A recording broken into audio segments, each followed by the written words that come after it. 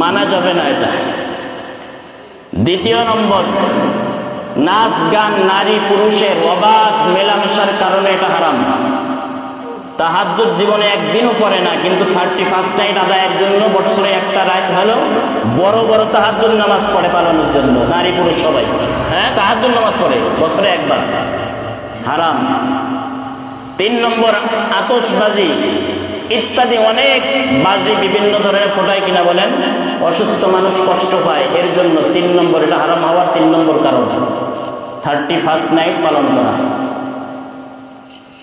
4 নম্বর হারাম হওয়ার কারণ হলো এটা অপচয়, নষ্ট, ইসরাফ বলা হয়। এই 4টা কারণে 31 নাইট এটা পালন করা মুসলমানদের জন্য হারাম। এখন অনেক যুবক ভাই বলতে পারে যে একটা জিনিস বিদায় নিতেছে, কেন একটু আনন্দ করব না? মেহমান বাসা আসলে একটু আনন্দ হয়, চলে যাওয়ার সময় তো একটু কাঁদেন, একটু মন খারাপ লাগে না কয়েকদিন থাকলে? তার নতুন মাস আগমন করেছে, তুমি খুশি হইবা, কিন্তু মাসটা যে 2025 বিদায় নিতেছে, এর জন্য মন একটু খারাপ করো না? একটু তসবিহ তাহলে জিকির তো নামাজও করো না? মিথ্যা বলছি না ভুল বলছি? খুশি আদায় করতে যাও একটা মাসের আগমনে, মেহমান আসলে খুশি হও, বিদায়ের সময় মন খারাপ লাগে একটু, যে কয়েকদিন ছিল। তা বিদায়ের জন্য তুমি কি করতেছো 31 নাইট? দেখ।